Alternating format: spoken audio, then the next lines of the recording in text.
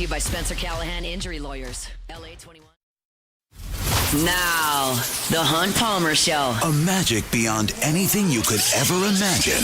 You are now listening to the Hunt Palmer Show, brought to you by Sagrera Farms on 104.5 ESPN Baton Rouge. Locking down the middle of the day. You really think that's the best idea? Live from the Raising Cane studio, this is Hunt Palmer. It's quite a piece of work.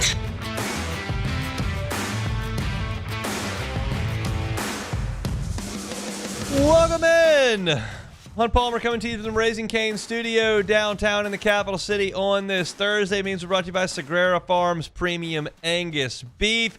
Plenty to do here, working towards the weekend. Appreciate you hanging out with us. Jacob Beck, Cassie Spazzali back there on the ones and twos. I'm going to pick Saints and Giants coming up in our next segment. SEC games this weekend against the spread. Today's my last day of the week. I'm with the Myers man tomorrow as he had the tonsils removed earlier today. His mom's got him today. I'm on duty tomorrow, so no show for me. Taylor Sharp will be in. So I got to knock out some of the normal Friday things that we do. So we'll get a Saints pick. We'll get some SEC picks against the spread. Chris Blair is going to be with us at 2:15. Luke Johnson from Saints practice at 2:30. So lots and lots and lots to get to. Let's crank it up the way we do every single day with our Genesis opening drive. It's time for Hunt's opening drive, presented by Genesis of Baton Rouge. So Brian Kelly met with the media yesterday, twice actually. He had the SEC teleconference in the morning. We talked about that on yesterday's show. He also met with the media after practice. Usually that's a Thursday thing. On the bye week, they're going to be a little bit lighter on Thursday and Friday of this week. He'll take the weekend off. So he met with the media following practice today. And there were some injury updates that we'll get to in a second. I want to talk about the running game. But one of the questions that Brian Kelly was asked that he gave a very direct answer to is what I want to highlight from yesterday's press conference. And it was about Michael Van Buren's availability in a package to potentially come in, be a little bit more dynamic athletically to help out the running game, maybe in short yardage, maybe in the red zone, in the tight zone. And so is that in there? And Brian Kelly gave an answer about his backup quarterback. Yeah, we have that package in. We have short yardage runs for quarterbacks. It's just I'm not going to take Garrett Nussmeier out of the game to run short yardage. So we've predicated all that on, the type of formations that we run in short yardage, and we gear it towards our quarterback. If he's not our quarterback, we have some different answers if it's Michael. So to translate that more directly, that means we're not going to sub Garrett Nussmeier out of the game, put Michael Van Buren in the game because of this situation, and then do something different in our offense that we wouldn't have done with Garrett Nussmeier in the game. Put more directly, Garrett Nussmeier is not coming out in these short yardage situations. The one short yardage situation that lives in my brain about this team, and it had nothing to do with anything, and I don't even think anyone remembers that it happened, but I remember it. LSU at the end of the game against Southeastern Louisiana. Sorry. Let me go back. Against Louisiana Tech. LSU at the end of the game against Louisiana Tech had the starting offense in and first and goal from the 3 in a game that was already decided. So half the stadium's empty, more than half the stadium's empty. Nobody's watching nationally, but I'm in the press box. I'm watching. First and goal from the 3. They ran the ball 3 times against Louisiana Tech and didn't score a touchdown. Now, what are the consequences of that? Nothing. Nothing at all. You won the game easily, doesn't matter. But it just, to me, was emblematic of this group's inability to traditionally run the ball forward. And so you start thinking about ways that you can do that a little more creatively. And while Michael Van Buren has not been a dynamic running threat in his year and a half in college football, he didn't run it a ton at Mississippi State last year. You can turn on his high school tape and you can watch him move around in practice. He is an athletic guy that would give you a little bit more juice in a quarterback run game than Garrett Nussmeier can. Garrett Nussmeier is more athletic than he plays, but he's not a running threat. And Michael Van Buren is, especially when you're trying to get 3 yards, when you're trying to get 2 yards, right? That's what we're talking about. We're talking about short 3rd and 2. We're talking about 3rd and goal from the 2 or the 3. We're not talking about, hey, we need you to run for 85 yards in this game. We need you to run for 2 touchdowns. We need you to be Jaden Daniels. That's not what we're talking about. We're talking about being a little bit more creative in the run game. And Brian Kelly says directly we're not doing that. Here's the other thing that I read from that. You don't have to take Garrett Nussmeier out of the game to do that. All you have to do is split him out wide.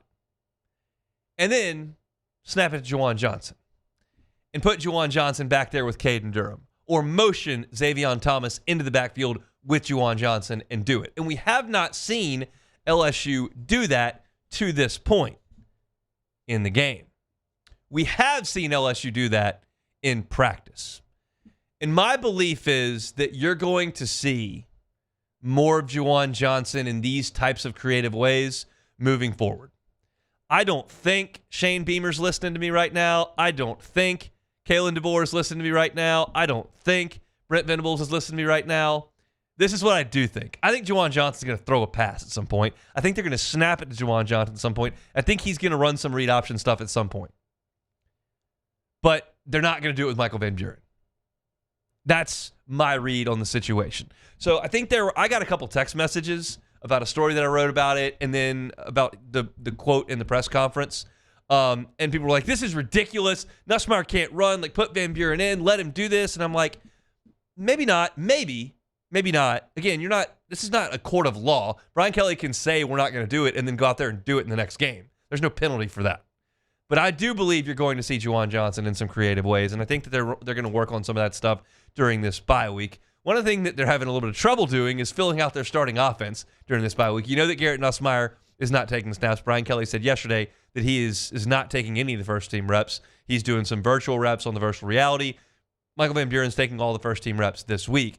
There are a couple of guys out there that aren't able to participate as well. Weston Davis is one of them. We knew that Weston Davis got hurt pregame. We didn't know what that injury was or how significant it was. And Brian Kelly alluded to the severity of the injury. Sounds like a pretty nasty pregame incident, to be quite frank. This is what happened to Weston Davis.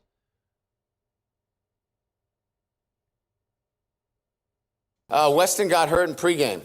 Caught a helmet, fractured his nose, and was concussed. So he had a head injury as well. He's moving forward. He's doing well. My expectations is that he can clear the protocol, but that's one thing I never like to get into with the protocol in terms of who can and who can't. But he's moving in the right direction. First of all, I've watched a lot of pregame warmups in my day. I know that at times the offensive and defensive linemen will kind of thud on a snap. To break your nose and get a concussion in pregame sounds to me, again, I don't know what happened, and this is not important. What's important is what Weston Davis' health, but sounds to me like he didn't have a helmet on or something.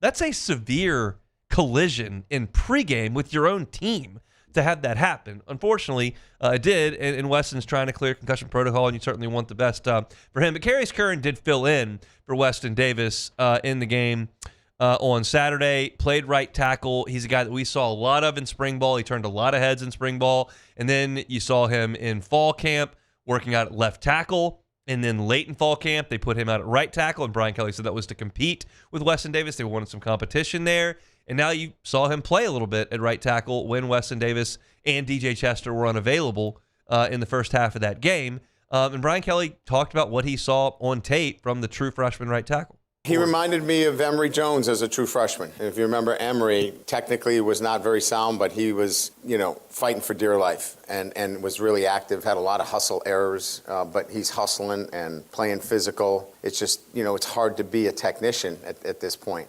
So we're going to take what we can get from him, and that's hard play, physical play, can move some people. Weston Davis and Carius Curran are the two most highly rated recruits on campus for LSU on the offensive line. Weston Davis was a five-star. Carius Curran was a five-star, the number one interior offensive lineman in the country.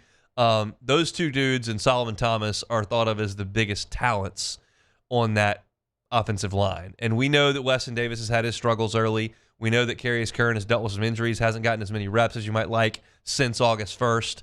But I'm curious to see how that kind of shakes out on the right tackle. I think that Weston Davis's injury has opened the door a little bit for Brad Davis and for Brian Kelly to evaluate what Carius Curran can give them. It sounds like there were some errors, but there's undoubtedly a lot of talent. There's undoubtedly a lot of talent with Weston Davis as well.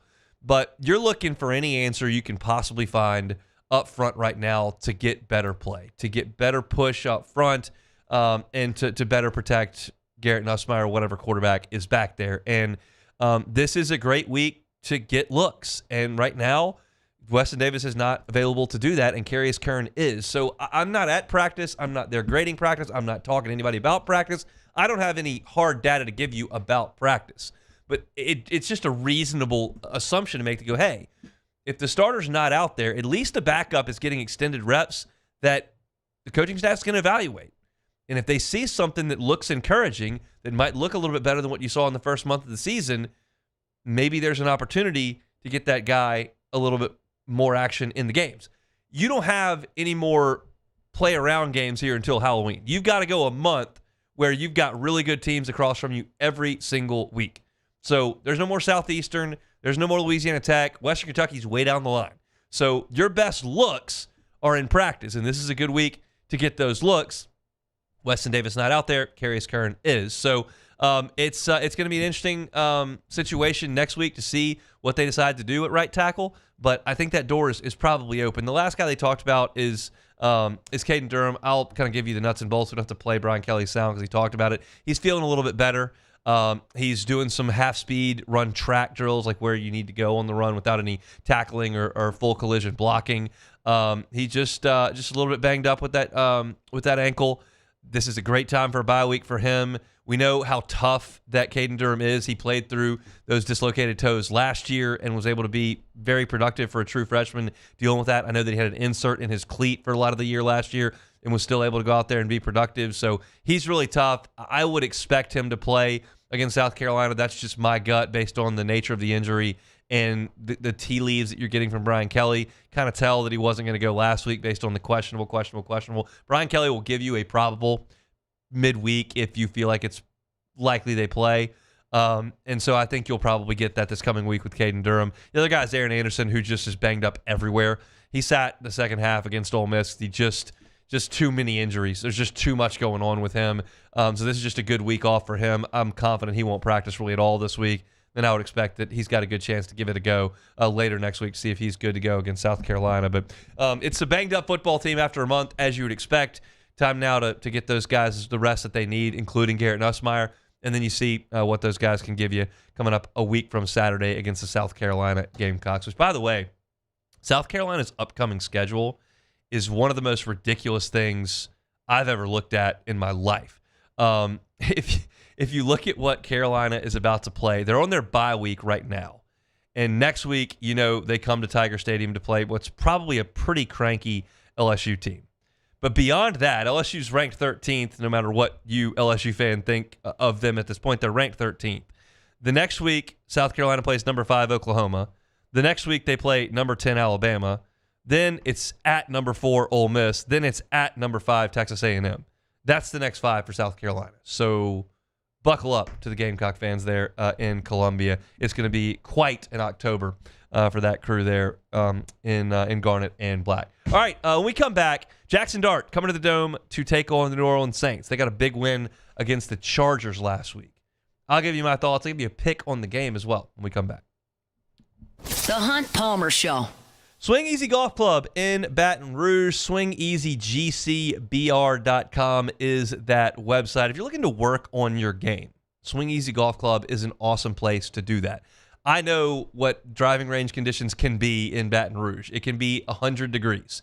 It can rain every afternoon. There can be a situation where all the balls are kind of crummy and you're not really sure what you're getting at them because they're all scuffed. Might not be enough grass on the range, no matter wherever you are. Maybe as the month goes on, it starts to get a little bit dark when you get off of work. It's just tough to find a great spot to work on your game. Well, Swing Easy Golf Club is going to be the same every time you go.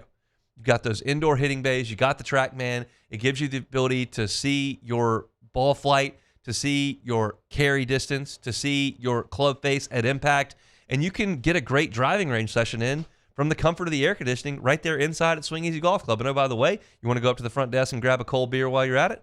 They got one of those for you as well. It's Swing Easy Golf Club. I talk about your ability to socialize and hang out and have fun there all the time, but it's also an awesome spot to work on your game. You can get membership to Swing Easy Golf Club, and if you do that, you get your first 7 hours every month free. So if that sounds like something you'd be interested in, go by and see them. They're on Segan at Perkins. It's Swing Easy Golf Club. You can find them online at swingeasygcbr.com. Swingeasygcbr.com. At Bayou Automotive, we believe in a sales process that puts you first. We want you to experience an easy purchase with clear pricing and great service. Let Bayou Ford and Bayou Chrysler Dodge Jeep Ram be your trusted partners in finding your perfect vehicle. The crew at Bayou Automotive is going to do right by you. At Auctioner, we know healing is a team sport. That's why we've partnered with world-renowned orthopedic surgeon Dr. James Andrews to create the Auctioner Andrews Orthopedics and Sports Medicine Institute. Whether you're a professional athlete or a weekend warrior, our team of specialists are dedicated to getting you back in the game. So whatever your reasons are for reaching your personal best, we've only got one: you. Auctioner Andrews Institute. Long live you. Raising Cane's is our victory meal. Football fans are some of the most dedicated fans in sports. It's a fundamental quality we share, and that fuels every single order of our hand-battered chicken fingers. Wherever there's football, there's Raising Cane's. One love. Let's go. I'm Gabrielle McLeod on behalf of the Louisiana Propane Dealers. I have spent hundreds of hours preparing for scholarship competitions. That preparation paid off when I won the Fitness and Talent Awards along with the title of Miss Louisiana. The Louisiana Propane Dealers are also pretty talented and want you to be prepared for when the power goes out. Visit louisianapropane.com to find out about propane generators and other safety tips. Louisiana Propane, it truly is the fuel for our future. When it comes to choosing energy for your family and your home, make the smart choice with natural gas. You can count on efficient and affordable natural gas to keep you comfortable and reduce your environmental impact to help protect our planet. Together, we're fueling our energy future. Atmos Energy. While Louisiana politics can seem like they're from another planet, Moon Griffon isn't afraid to bring politicians back down to earth. Listen to the Moon Griffon Show weekday mornings at 9 on Talk 107.3. At Luba Workers' Comp, our journey began over 30 years ago with a simple belief: our clients come first. At Luba, our business has always been focused on people, not policies. Through every success and challenge, we've continued to grow because we've stayed true to our values, committed to providing you with genuine dependability. Because your well-being is more than a priority. It's our purpose.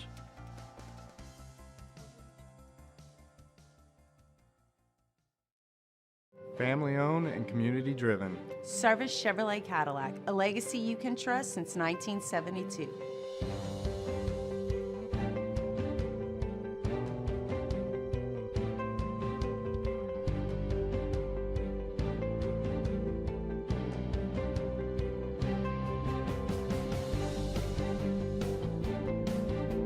Service Chevrolet. You're listening to The Hunt Palmer Show, brought to you by Sagrera Farms.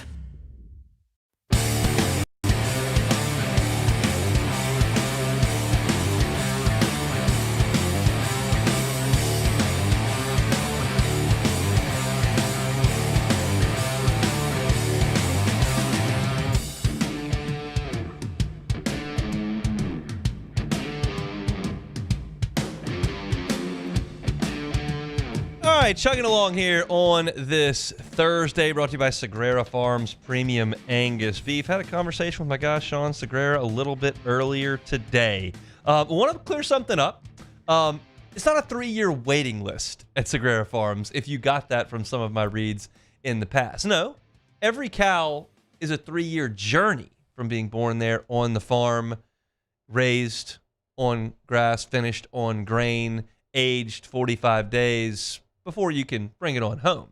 But it's just a week or so if you go by and place that order, that 3-year journey starts at the calf's birth there at Sagrera Farms, and they've got 30 that they have just had born on the farm this week. If you'd like to go by the farm, it's an awesome time to go see them. The fall, the weather's going to cool off a little bit. If you like to go learn a little bit about the process and see what you might be able to pick up and bring home, this is a great time to do it. I want you to give Sean a call at 719-1723. Again, that's 719-1723. Some of the best beef in the country, top 1% right here at Sagrera Farms. Things have been going awesome up there. We appreciate y'all's response to our partnership here with Sagrera Farms. There's only 2 spots you can get Sagrera Farms beef. You can do it at Supper Club. You can do it on the farm at Sagrera Farms. So go by and see Sean, take a tour of the farm, and get some of that delicious, flavorful beef to pack your freezer for the fall. All right, Saints and Giants, noon in the Dome on Sunday. This is one that we've had circled since, like, training camp, right? Like, you felt like it might be a tall order to win week 1 against a team with a seasoned quarterback like Kyler Murray. You had a chance, but you were going to be underdogs, and you were, and you lost. And you felt like San Francisco was going to be a really difficult game when you reported for training camp. You didn't know Brock Purdy was going to be out. Sure. You didn't know George Kittle was going to be out. Sure. But you felt like that would be a tough one to win, and it was. And then weeks 3 and 4, I don't know anybody around here that thought the Saints had a really good chance to go to either Seattle or Buffalo and win. And you didn't. But this is the 2-week span that you absolutely penciled when you were right there at the top of training camp. And so you've got to start now. And this game with the Giants is very interesting. And I think, to me, there's one significant key to this game for New Orleans. Now, it's a difficult one, but it is a key. You've got to block this front from the Giants. If you can't, you have no chance. And Spencer Rattler's got to understand what that front looks like, and that his front right now, offensively, is a little bit compromised. You know that Ruiz isn't going to be in. You can call that a positive or negative. I'm not here to legislate that in this segment, but he's not going to play, obviously. Trevor Penning, Dylan Radins, both banged up. We'll see what the rest of the week holds. It's only Thursday at this point. We'll see what that looks like on Sunday. But you have to get these guys blocked. Brian Burns, Abdul Carter, Kayvon Thibodeau. I mean, these are first-round dudes. And then, of course, you got a 3-time Pro Bowler in Dexter Lawrence as well. This is as talented and ferocious a defensive front as there is. But it is the backbone of the Giants' defense, and then beyond it, you can take advantage of them. So it starts up front. You've got to do what you can to keep those guys out of the backfield. And then it comes on to your potential advantage.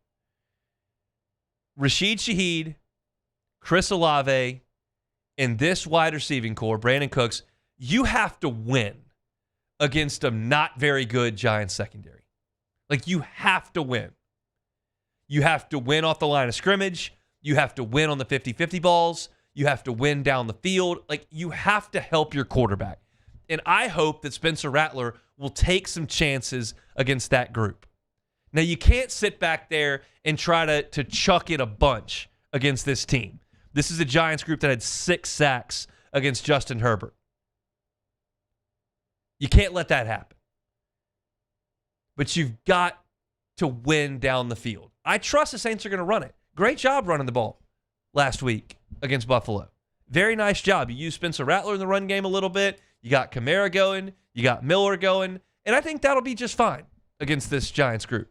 I think it scares me more with the pass rush. And the pass rush creates bad decisions, creates really negative plays, creates real problems. So if you tell me the Saints can hold up front reasonably, 2 sacks given up, 2 sacks, not the 6 that LA gave up to the Giants last week. Okay, that's a start. Win down the field against a suspect Giants secondary. Do that. And you ought to be in reasonable shape. And I'm not asking you to score 30 points. Why am I not asking you to score 30 points? Because on the other side of the ball, you've got Jackson Dart making his first road start, second start of his NFL career. And you might say, well, Jackson Dart started last week and they were a winless team. They beat an undefeated Chargers team. What a huge win. He must have played great. Well, I don't know if he played great. He managed the game pretty well. They won. But he went 13 of 20 for 111 yards. Threw a touchdown. He got sacked 5 times. He ran 10 times for 54 yards and a touchdown. He functioned in a game where LA had no game tape to work off of that isn't the preseason. Now the Saints have kind of seen what Brian Daboll and this offense want to do with Jackson Dart, and they've got a week to adjust to that. And oh, by the way, Jackson Dart does not have Malik Neighbors, by far the best weapon on this New York offense. By far. They're going to try to feed the ball to Cam Skattebo. He got 25 carries last week and also added 2 catches, 27 touches for Scadaboo last week in a win over the Chargers. That's a guy you're going to have to key on. But I don't think Jackson Dart is going to show up and throw for 285 and 3 scores against the Saints on Sunday. You got a group running out there. No Malik Neighbors means you got Wan'Dale Robinson, you got Darius Slayton, you got Theo Johnson. It's not he's far and away their best option. I think the Giants are gonna struggle to crack 20 on Sunday in the Dome. Keep in mind, Herbert helped them out with a couple of picks last week. The defense allowed the Giants to get to the finish line without being uber productive offensively. This is going to be a low-scoring game. It just is. And by nature, low-scoring games are closer. There's not enough room to separate if everybody's got a low point total. So to me, this is a real chance to win. Is it a must-win? Of course, it is not a must-win. The Saints will not play a must-win game all year. Must-win games mean you must win or you're toast. That's not the case. Is it a you kind of need to win this game? Yeah, it is a you kind of need to win this game. Rookie quarterback, first road start, no best weapon out there, weak secondary. It's time for the Saints to go out there and play a really good game. Here's the deal with Kellen Moore in this game. Brian Daboll, there's not a lot of evidence that he's a great football coach at the head coach level in the NFL. Not a lot of evidence of that. He could prove me wrong over the next 4 years in New York. They may win the Super Bowl in 2 years. But right now, not a lot of evidence of that. His roster is not very good. Great defensive front, lacking weapons on offense. They haven't had a good offensive line in forever there in New York. Secondary's iffy. Like, it's not a great roster. So if you're Kellen Moore, you're Brandon Staley, you're Doug Nussmeier, like, this is a fair fight. You've got a fair fight. It's on your home field, and it's a fair fight. San Francisco's got a better roster than you. Seattle's got a better roster than you. Buffalo's got a quarterback that's eons better than anything you got. Okay, you got beat. Not this week. This is a fair fight. It is time to go out there and show that you're not in over your head on this Sunday. If the Saints go out there and lose this game by 2 scores, that's a red flag. Saints go out there and lose this game on a field goal, well, tough. You really needed to win that one. Saints go out there and win, okay, that is a step in the right direction. That is a positive. Saints really go out there and assert themselves, win by 2 scores, you got to feel pretty good about that. There are a lot of ranges of emotion that are possible this weekend. I have been pessimistic entering the last 2 weeks. I don't know what other emotion there would be to have when you look at those 2 matchups on those 2 home fields in those 2 environments. You throw all that out on Sunday. In a lot of ways, this is a more important game than those 2. Because this is the one where you show how you match up with your peers. Unfortunately, the Giants are your peer. That's why you're playing them, because you finished last year, and so did they. They're the worst team in their division. You're the worst team in your division. It's time to take a step forward. And then you might feel decent about yourself going into the next week playing another team that's not that good. So this is a big one. I've got a game prediction, and I'm going to go ahead and do it. I'm going to pick the Saints to win this game 20-16. Hold Giants to some field goals. Block those guys up front. Hit a couple of plays down the field. Saints, no plays over 40 yards on the season. Hit a couple of those. Hit one at least. Make some plays, Spencer Rattler. I spent all week suggesting, hey, this is the game where you can swing the door open for Tyler Shuck to be the guy. Or you can slam it shut for a few weeks with a solid effort in this game on Sunday. I got the Saints 20-16 to beat the New York Football Giants. All right, Beck, you think the Saints can get a win here? I think they can. You think the Saints will get a win here? Yes, I do. Wow. At home. Confidence I'll take it. Oozing. Now, you have a lot of confidence in the Saints, who have inspired none of that to this point. Do you have confidence in me in the next segment, SEC games against the spread, even though I've inspired none of it to this point? I'll let you answer that question. No, I asked you. You know the answer to that question. Huh? Well, the Saints are worse than me. That's debatable. I mean, they haven't had a win. I've got a bunch of wins. I got like 19 of them. You have like 3 times as many losses, though. wasn't really talking about losses. Yeah. Specifically. Yeah. We'll do SEC picks against the spread next. The Hunt Palmer Show. One Bath and Closets. OneBathAndClosets.com is the website. David Vaughn and his team, 30 years redesigning and remodeling bathrooms and closets. They handle everything, as David says, soup to nuts. They handle every single aspect of the renovation. So you don't have to call 3 different contractors. One does the floor. Somebody's got to handle what's going on with the shower and the tub to shower conversion. You got the vanity that's being impacted, so you got to get somebody to handle the woodwork. No. David and his crew do all of it. If you're curious what that might look like, go to the website, onebathandclosets.com. There are pictures everywhere of their great work. They do incredible vanity work. They're able to take out showers, put closets, linen closets in where that shower was, take the tub out, put a gorgeous glass walk-in shower in, redo your floors, handle the mirrors, everything. They can do it all in the bathroom or with those closets. You just got to make that phone call. If you want an upgrade at your home but you don't want to move, David Vaughn and his team can do it. I tell you about the small projects all the time, the tub to shower conversions, big ones too. They can do it. So call David, say, I heard about you on Hunt's show, like to talk about it. He'd sit down with you for free and discuss all the things that he's been doing for better than 3 decades with this gig. It's One Bath and Closets. Find that website online, onebathandclosets.com, onebathandclosets.com. My father, J.B. Falgu, had a vision of growth for First American Bank and the communities we serve. The bank's foundation was built on his legacy of compassion, loyalty, and dedication. Through his years of leadership, First American has prospered to heights even JB could not have imagined. I know my father would be extremely proud of the customer service and financial stability that First American provides to Southeast Louisiana. We continue to thrive because of the legacy of JB Falgu. BRAC teamed up to reimagine your parks, and you imagined big. With your help, we went to work creating 12 beautiful community parks across the parish. A family-sized water park, miles and miles of trails, and parks just for your dogs. There are more places to splash, to explore, to run wild, and even soar. You imagined, we delivered. Gold. BRAC, your #1 park system in the nation. These ice cubes could have been a thankless bed for an all-you-can-eat salad bar. But instead, they cradle and cool the crisp, refreshing Dos Equis. Nicely done, ice cubes.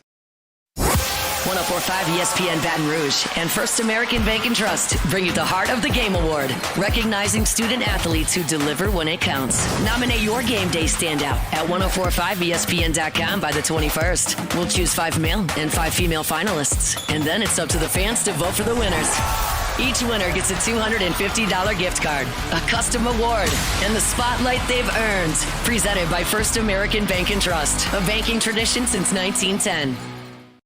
Men, age is just a number. Don't let it dictate how you feel. Goodwood Men's Sexual Wellness has anti-aging services that can help you look and feel your best. Visit yourgoodwood.com and discover a renewed sense of vitality. Trust isn't given, it's earned by showing up, leading the way, and performing at your best when it matters most. Our Lady of the Lake sports medicine experts know what it takes to improve performance and build champions at every level. That's why LSU chose Our Lady of the Lake as its championship health partner, trusting Louisiana's best medical team to care for our state's best athletes. From championship athletes to everyday champions, trusted care starts here. I trust the lake.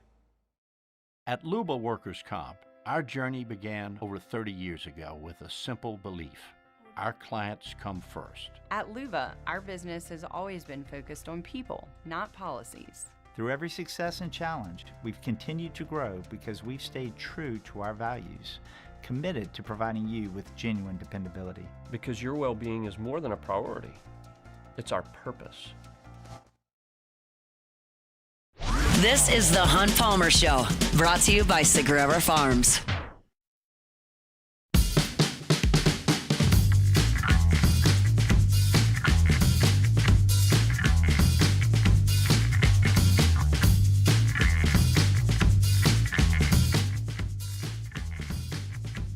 Got a busy hour 2 coming at you. There's some new NIL news to get to. They're trying to put more rules in place. It's actually humorous to sit back and watch the NCAA and college sports try to scramble to catch up with all this stuff, and they're doing an incredibly poor job of that. But we'll talk about it in the second hour. Chris Blair, voice of the Tigers, with us at 2:15. Luke Johnson from Saints practice at 2:30. So lots and lots to do in hour number 2. I've also got a take to end this hour that I'll get to in about 15 minutes.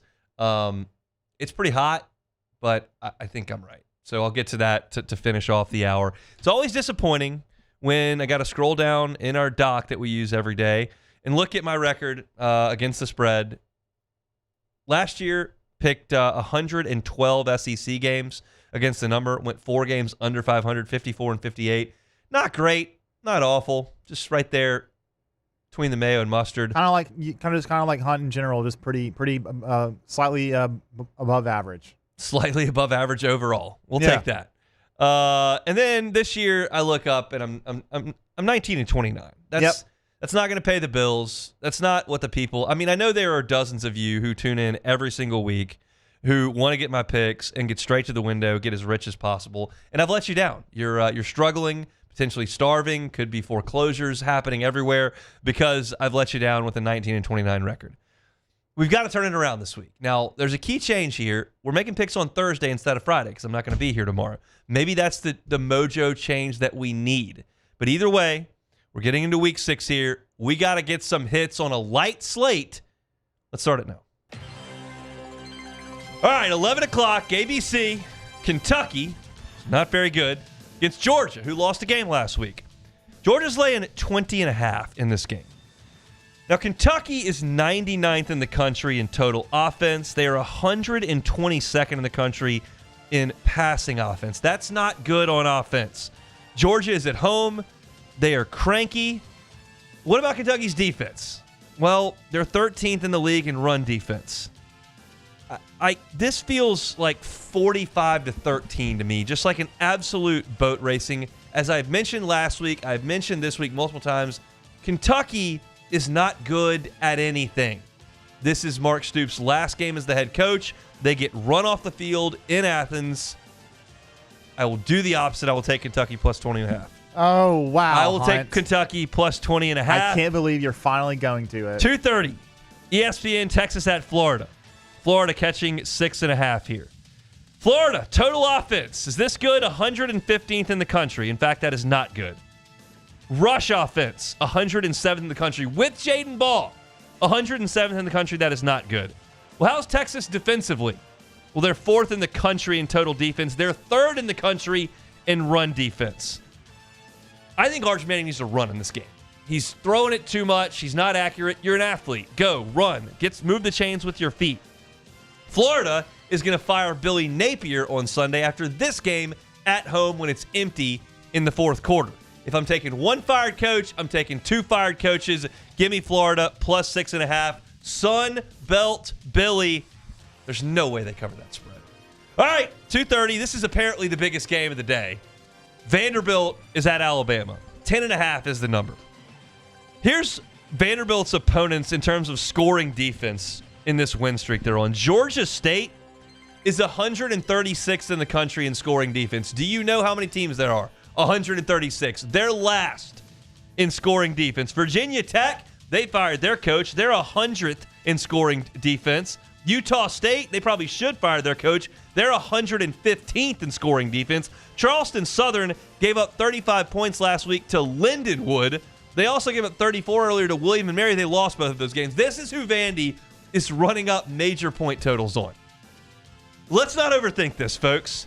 Vanderbilt is playing Alabama in football. This is going to be a blowout in the first half. Absolute whitewashing like it was last year of Vanderbilt. Jalen Milroe, 2 turnovers in that game. Vanderbilt is a fine story. Fine team. Can score 70 on Utah State or something. They beat South Carolina. That's awesome. They can beat Kentucky. They cannot go to Bryant-Denny and stay within 10.5 points.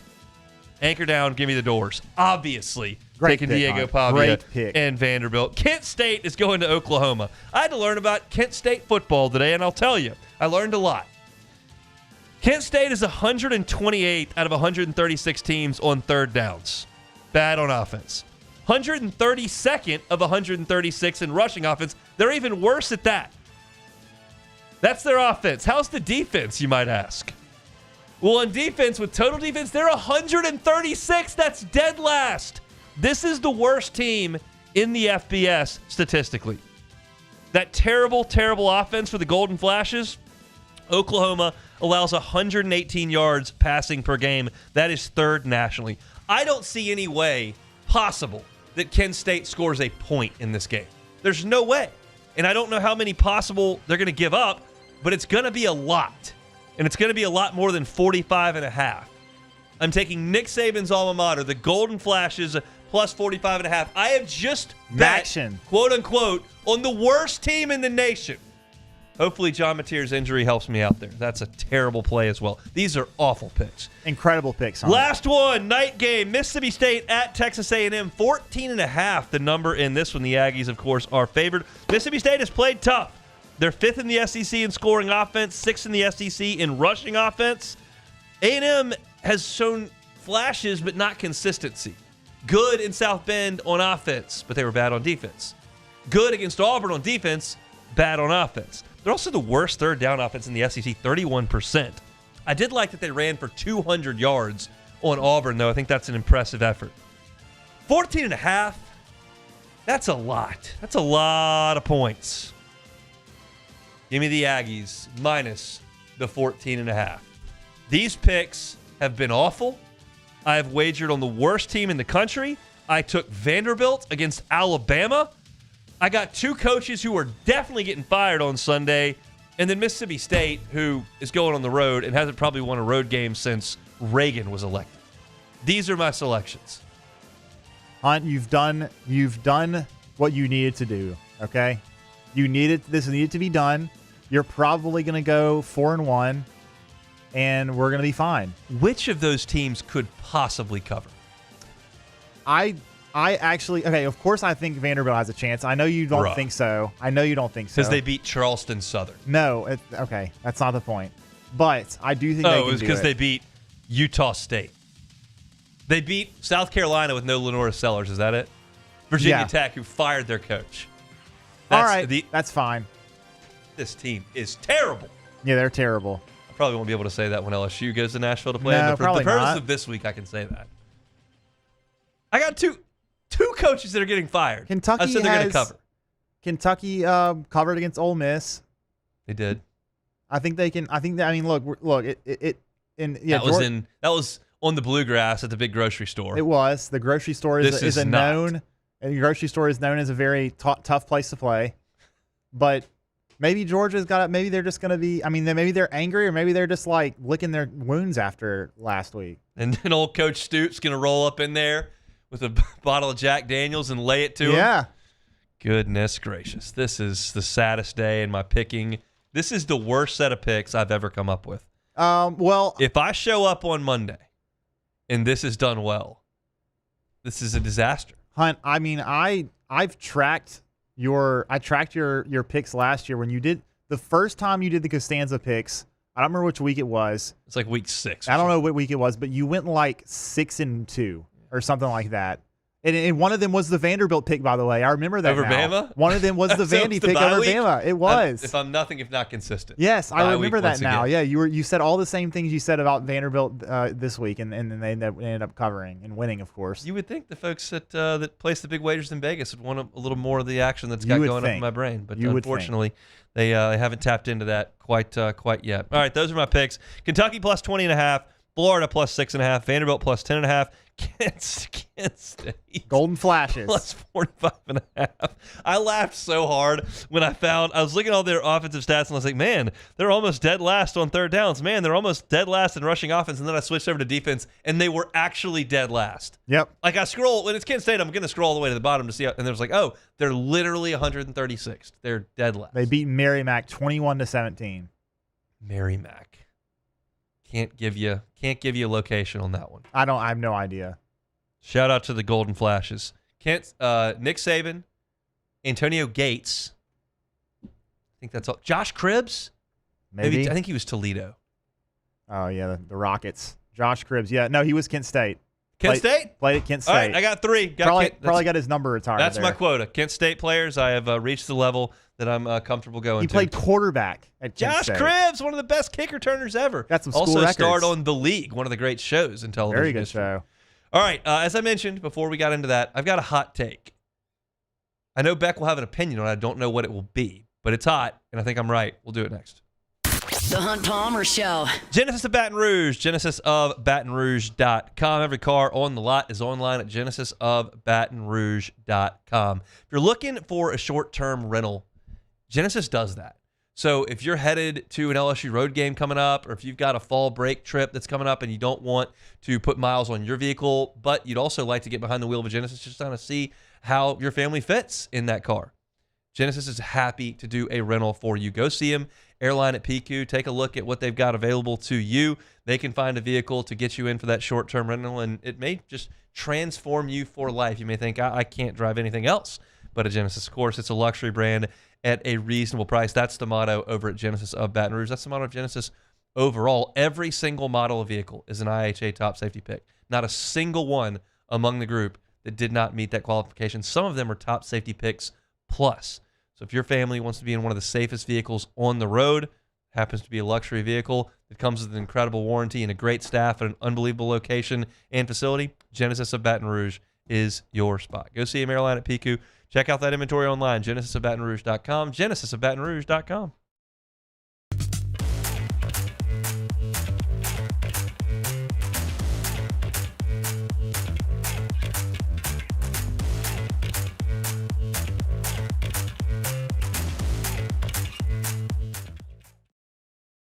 When it comes to pipe fabrication, time is money. And at River Parish Contractors, we make every second count. Our 36,000 square foot shop is ready to take on your projects right now. With experienced welders, precise fittings, and fast turnarounds you can trust. Whether it's a single custom spool or full-scale run, we have the capacity and the skill to keep your job on schedule. Call us or visit rpcontractors.com for your quote. That's rpcontractors.com. These are the luckiest ice cubes in the world. They could have been a thankless bed for an all-you-can-eat salad bar. But instead, they've been called upon to cradle and cool a crisp, refreshing Dos Equis. Looks like the lucky just got luckier. Dos Equis. Breck teamed up to reimagine your parks, and you imagined big. With your help, we went to work, creating 12 beautiful community parks across the parish. A family-sized water park, miles and miles of trails, and parks just for your dogs. There are more places to splash, to explore, to run wild, and even soar. You imagined, we delivered. Gold. Breck, your #1 park system in the nation. ED, low T, or simply seeking to optimize your health and performance? Goodwood Men's Sexual Wellness offers a range of discreet services to address your specific needs. We empower men to reclaim their health and confidence. Visit yourgoodwood.com. Raising Cane's is our victory meal. Football fans are some of the most dedicated fans in sports. It's a fundamental quality we share, and that fuels every single order of our hand-battered chicken fingers. Wherever there's football, there's Raising Cane's. One love. Let's go. In South Louisiana, you can always count on good people coming together to help our children. At Dreams Come True, we grant wishes for Louisiana children with life-threatening illnesses. But to do this, we need funds. That's why we're trying to raise $100,000 for Dreams Come True by giving away the Blessed Children's School. Make your backyard's dream come true while helping our kids. Just go to dreampoolla.com and you can find out how your $25 donation might help win you a Duplessis pool. Flight by Yingling is raising the bar by crafting the next generation of light beer. With only 2.6... This is the Hunt Palmer Show, brought to you by Sagrera Farms.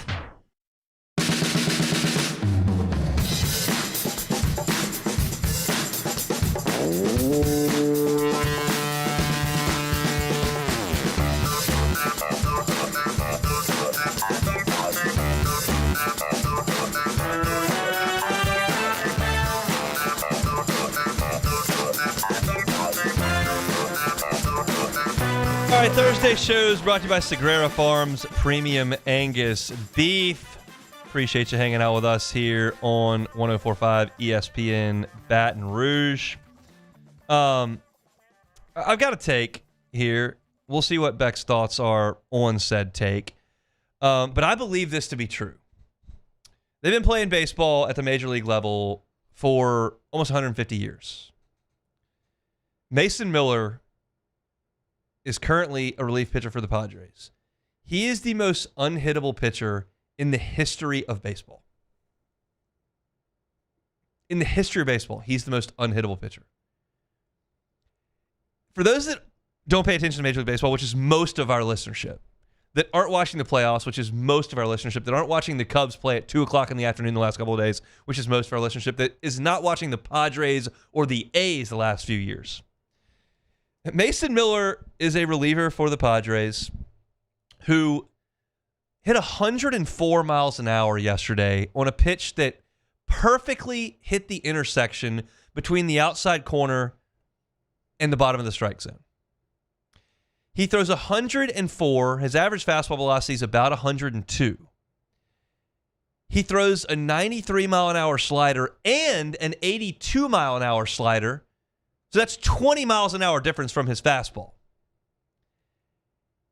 And I don't know, quite honestly, how anyone ever gets a hit against him, which doesn't happen very often. This year, his batting average against is 0.96 with the Padres. 0.96. This year with the Padres, he has struck out 45 in 23 and a third. Over 2 games against the Cubs, he struck out 11 hitters in a row. And you might say, well, everybody strikes out all the time. The Cubs don't strike out that much. They were the team with the 6th fewest strikeouts in Major League Baseball this year. They've got a lot of guys who put the ball in play a lot. And none of them even have a prayer against Mason Miller. Pete Crow Armstrong, who hit 30 home runs this year, is going to win a Gold Glove in center field as one of the most promising rising stars in baseball. Looked like it might have well have been Paul Skeens against Myers Palmer, the 3.5-year-old. Pete Crow Armstrong missed the ball by 2.5 feet on a slider. This is my take beyond the fact that Mason Miller is the most unhittable pitcher in the history of baseball. Humans have not evolved to handle what he does with a baseball. It's too fast. It breaks too much. They can't do anything.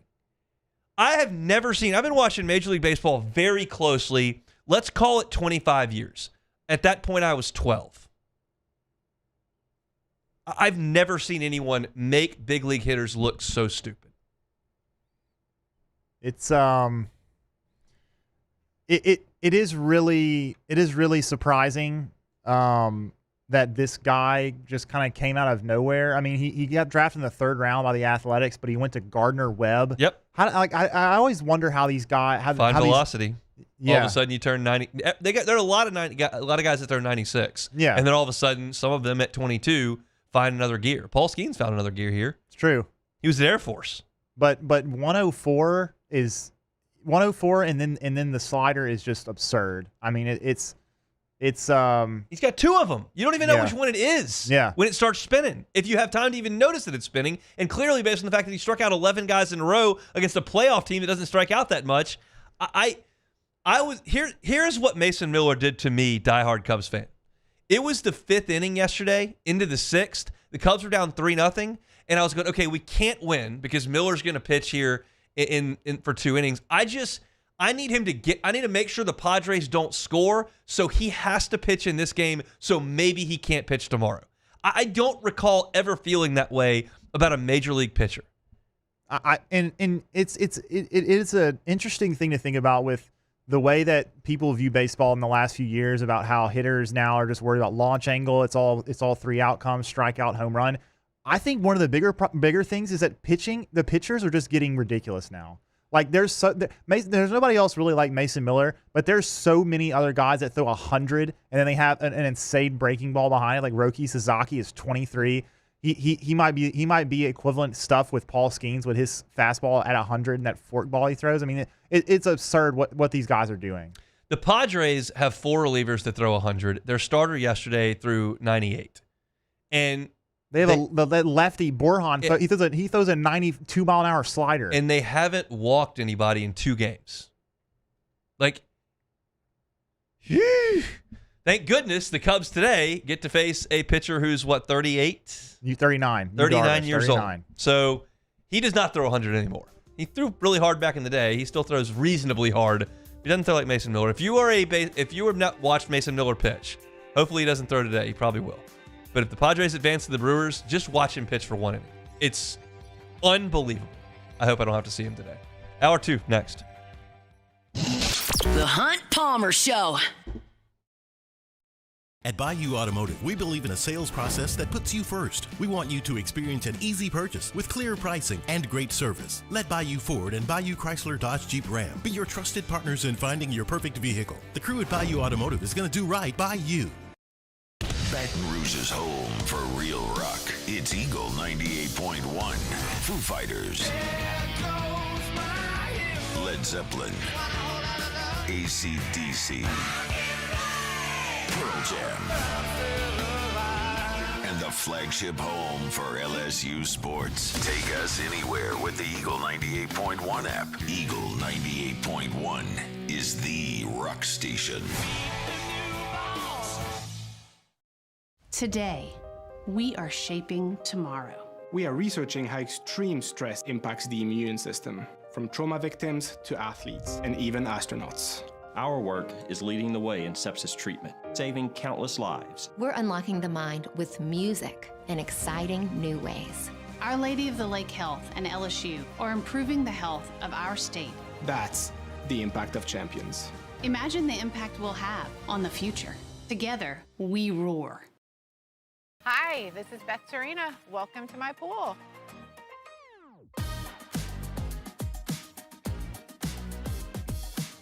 The first time I saw this beautiful pool, it exceeded every expectation that I had. They were able to get everything we wanted in this pool. It is a beautiful pool. We live out here, we eat out here, we watch TV out here. This is like our living room outside. We love this pool and everything about it. When we decided to build our pool, we called a great friend who is one of the best pool builders in the country in North Louisiana, and we said, who would you choose to build a pool in Baton Rouge? And without a hesitation, he told us Russell Pools. He said their history, tradition of great builds, great pools was unmatched. So of course, who did we call? Russell Pools. The advice I would give to anyone looking to build a pool is first call Russell Pools. They'll do an incredible job. It'll be incredibly organized. It'll be time efficient, and you will have your pool in no time.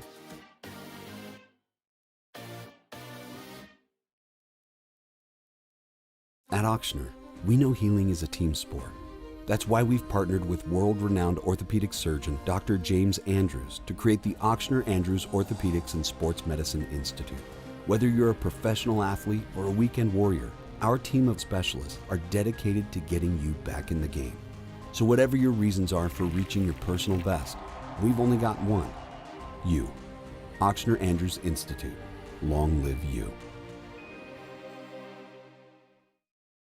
Raising Cane's is our victory meal. Football fans are some of the most dedicated fans in sports. It's a fundamental quality we share, and that fuels every single order of our hand-battered chicken fingers. Wherever there's football, there's Raising Cane's. One love. Let's go. Family owned and community driven. Service Chevrolet Cadillac, a legacy you can trust since 1972.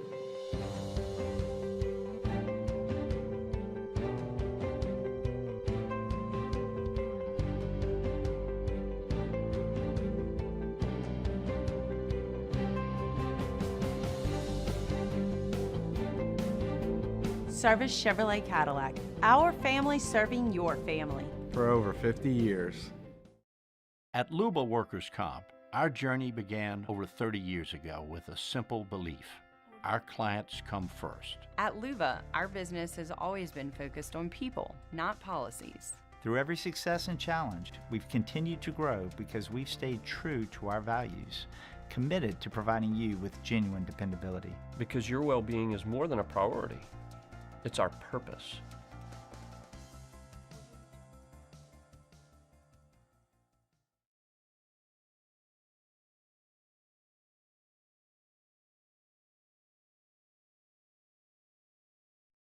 Kevin, Canty, and Michelle are unsportsmanlike. Think about how much trust the owner of the Eagles has to allow Howie Roseman to get rid of Andy Reid, to get rid of Chip Kelly, to get rid of Doug Peterson. And this guy's been better than all of them. All of them? I'm not saying he's a better coach than Andy Reid. He's been better for the Eagles. Damn right I'm saying that. Buddy, bro, whatever you want to call me. Nick Sirianni has produced more results for the Philadelphia Eagles than Andy Reid. Unsportsmanlike. Weekday morning starting at 6 Eastern on ESPN Radio and on ESPN2.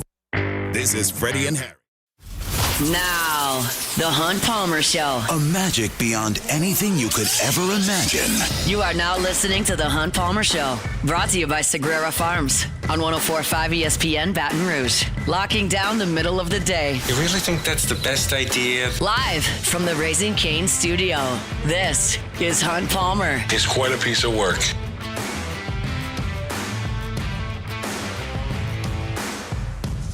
Hour 2, Thursday edition Hunt Palmer Show, brought to you by Sagrera Farms Premium Angus Beef, working towards the weekend. Appreciate you hanging out with us here at 104.5 ESPN Baton Rouge. Chris Blair, voice of the Tigers in 15 minutes. Luke Johnson with us in half an hour talking Saints. So lots to do here over the course of my final hour of the week on air. Taylor Sharp in for me tomorrow.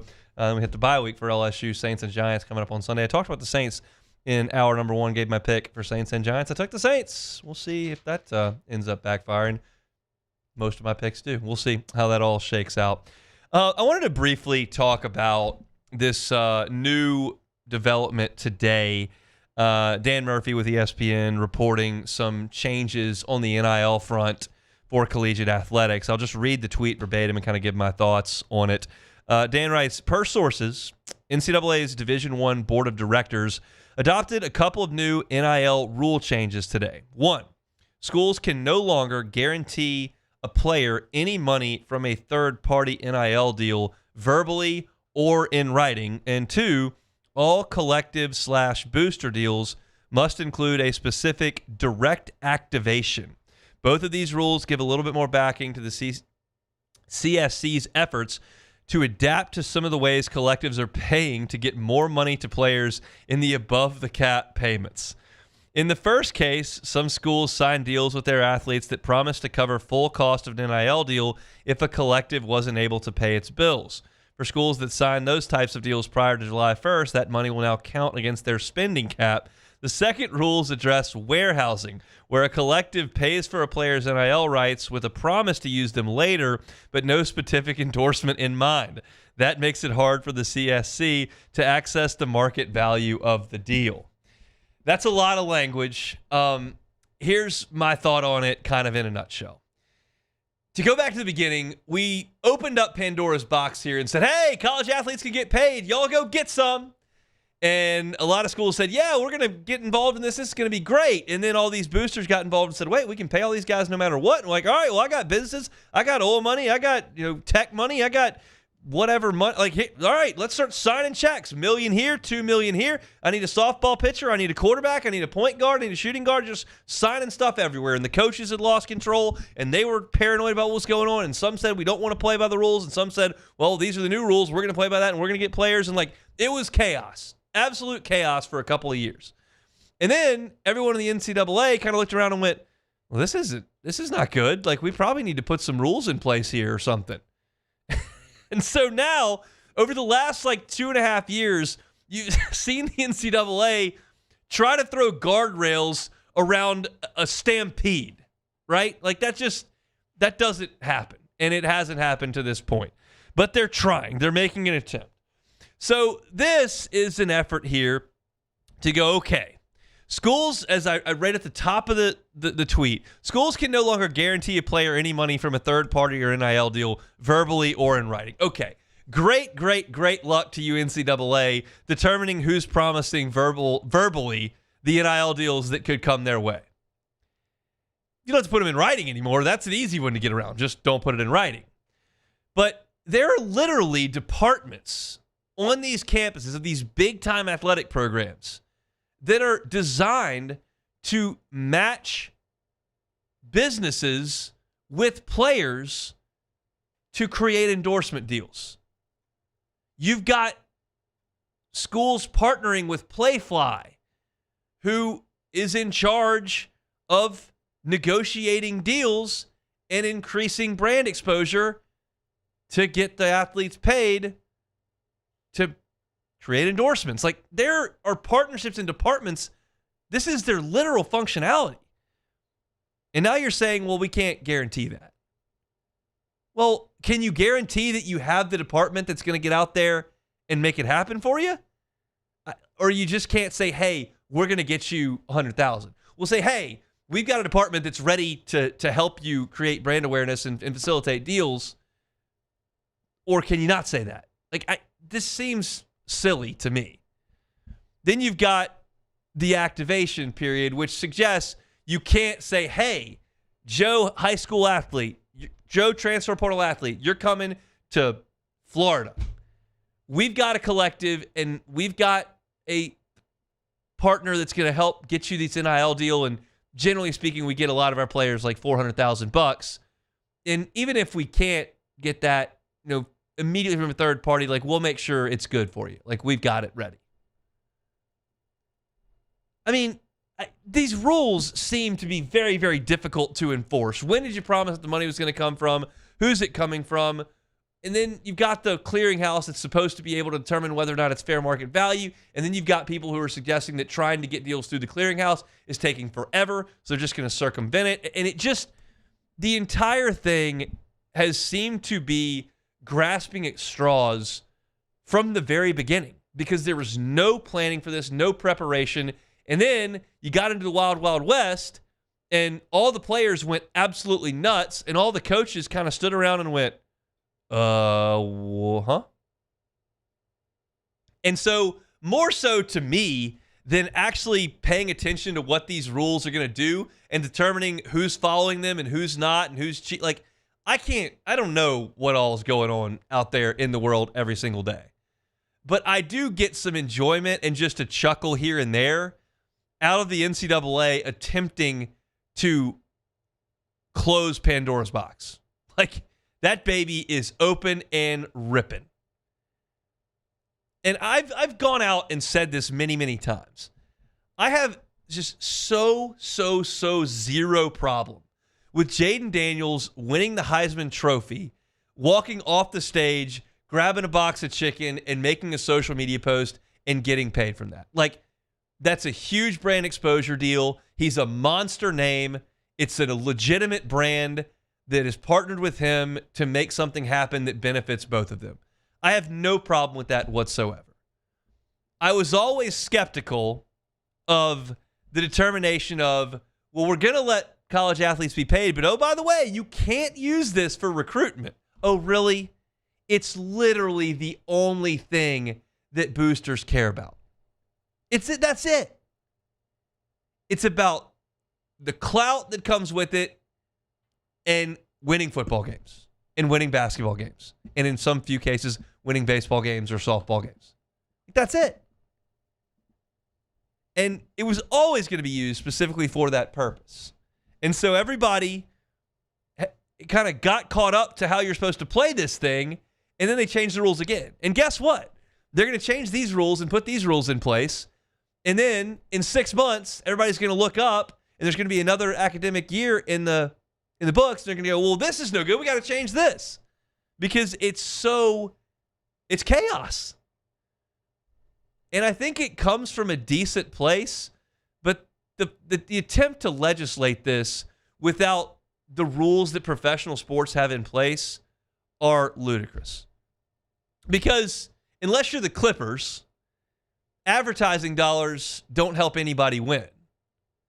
And nobody really cares how much these players get paid for their pocketbooks. They only care how much they get paid to play a certain place and win. And that is what the salary's for in the professional ranks. The owners pay the players the salary so they can win.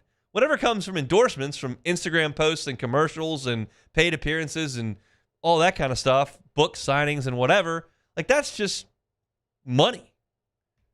But we're talking about bringing the money into the competition in collegiate sports, and that's where you're 10 miles behind professional sports. Because professional sports found a way to legislate the money in, and the NCAA can't find a way to legislate the money in because they're sticking to amateurism when these folks are not getting paid for their name, image, and likeness because it's a brand awareness in the vast majority of situations. They're getting paid to play for the team. You came out and said, we're trying to make sure this isn't pay for play. It's all pay for play. That's all it is. So it has to turn into the professional model where they literally get paid to play. That's where this has to go to make me stop laughing every time the NCAA comes up with one of these things. Well, you can't promise anything verbally that's going to happen the next 4 years. You can't promise that. Oh, really? Who's going to enforce that? Unless the FBI gets involved and starts tapping phones. How many teams did that affect? Like one? Then you can't enforce that. And that's all that's going to happen. Now that this has been going on for a few years, and I've run across some coaches in my day, I've asked some coaches, like, how quick does money come up in these recruiting conversations? The general consensus is that with high school juniors a little bit less, with high school seniors a little bit more towards the end, with the portal right out front. Like, those kids now have created a market for themselves, and they know, and they're capitalizing on what could be the end of their earning. I do believe there are some high schoolers that, yeah, we're getting some money, but we're going to position ourselves a little bit better as well. But then the portal, and look, they ask about money. I'm not suggesting it doesn't matter. It certainly matters a lot. And then y'all are going to throw Bryce Underwood back in my face and go, what about that? Well, that case doesn't happen very much. I can make a case for everything that's happened. I'm sure there are folks that have taken the 10th biggest NIL offer that they got. Underwood just didn't have to be in that case. But to get back from my diatribe here, like, this is such a ridiculous system to try to enforce. And it makes me laugh when they try to say, oh, well, we got this figured out. Got them. No, you didn't. You didn't get anything. They're just going to continue running out in the wild, wild west. Until you start operating like professional sports with how the money is doled out, then you just got chaos. And every time I read something like this, I'm reinforcing that, and I chuckle at it. That's my thoughts on the newest NIL rules and regulations around the NCAA. All right, when we come back, Chris Blair, voice of the Tigers, next. The Hunt Palmer Show. Highland Insurance Group, HighlandIG.com is that website. Storm season, big deal. You got to be sure your property policy is in place. No storms currently brewing in the Gulf. We never know when the next one could be, but move into October. Glad it's been quiet to this point, but is your property policy written properly? Because you don't know when that storm's coming. You don't know when that commercial car accident's going to happen. You don't know when you might have a breach in terms of cyber because one of your employees clicked something he or she was not supposed to click, and now your entire network is compromised. How much does that cost? Do you have to monitor your system or pay fines because you weren't secure? Whose credit card information has been breached? Like, do you have to run credit checking on dozens or thousands of people? Like, that costs money, and that's what cyber insurance is for. EPL insurance deals with the hiring and firing and employment practices. Do you know if all of that is written properly for your business's insurance? If you don't, the Howard Insurance Group wants to audit your policy for free and make sure that it's all written to code. That's what they want to do. They want to make sure that their clients are properly insured. It's not all about money. Money is important. Premium is always in consideration. That's why they shop your policy with the dozens of carriers that they've got contracts with, and they make sure that you're paying the right amount. But they also make sure that you're covered for when that storm comes, when that car accident happens, when the lawsuit comes down, when the cyber breach happens, your company is taken care of. It's the Howard Insurance Group. Contact Jonathan Carbo and the team over there at the Howard Insurance Group. They're here in Baton Rouge. They can help you out statewide. And they're, of course, online at HighlandIG.com.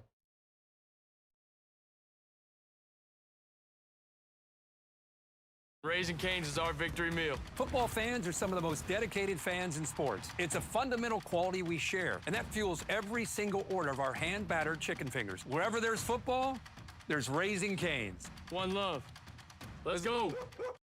When it comes to choosing energy for your family and your home, make the smart choice with natural gas. You can count on efficient and affordable natural gas to keep you comfortable and reduce your environmental impact to help protect our planet. Together, we're fueling our energy future. Atmos Energy. Flight by Yingling is raising the bar by crafting the next generation of light beer.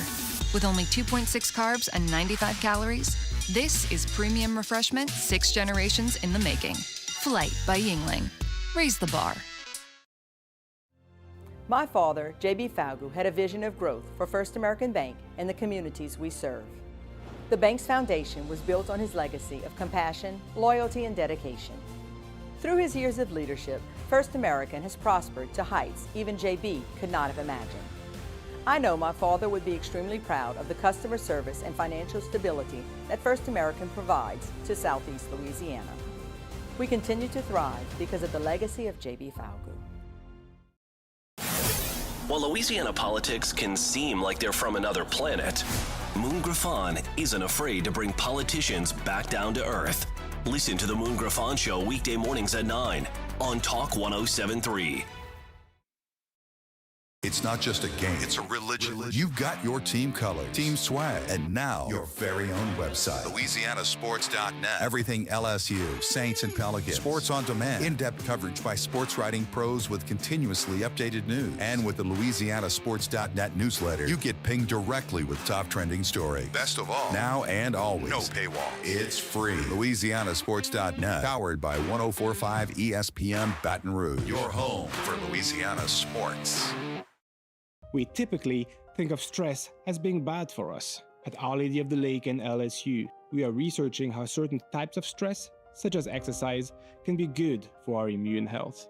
By studying people under extreme stress, such as athletes, astronauts, service members, and first responders, we're learning how to improve the immune health of everyone. That's the power of research. That's the impact of champions. Together, we roar. In South Louisiana, you can always count on good people coming together to help our children. At Dreams Come True, we grant wishes for Louisiana children with life-threatening illnesses. But to do this, we need funds. That's why we're trying to raise $100,000 for Dreams Come True by giving away the Blessed Builder School. Make your backyards dream. You're listening to The Hunt Palmer Show, brought to you by Sagrera Farms.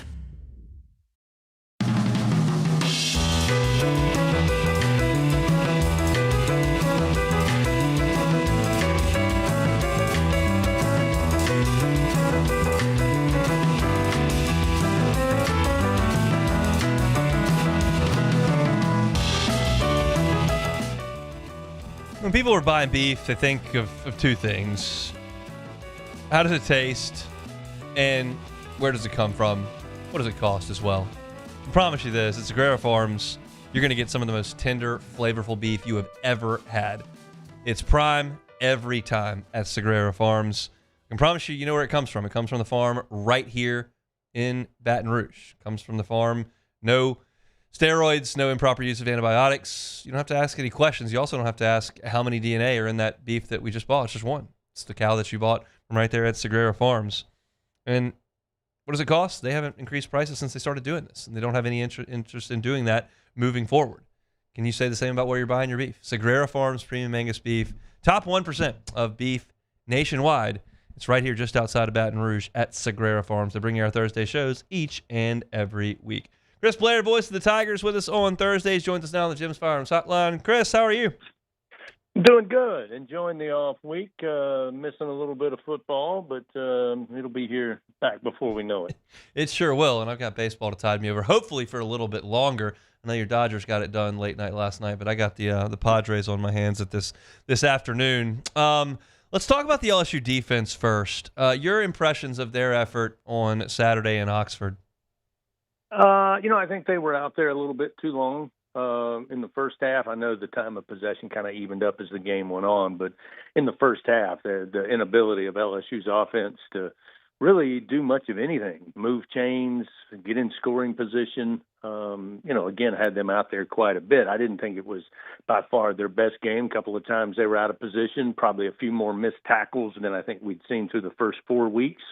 And again, I don't think anybody would tell you in that defensive room or rooms that was their best effort. So again, I think they could have played a lot better, but I don't think their offense helped them out too much, especially in the first half. And again, I look back at the game, having watched it again, having seen it with my own eyes, not the best football game to watch.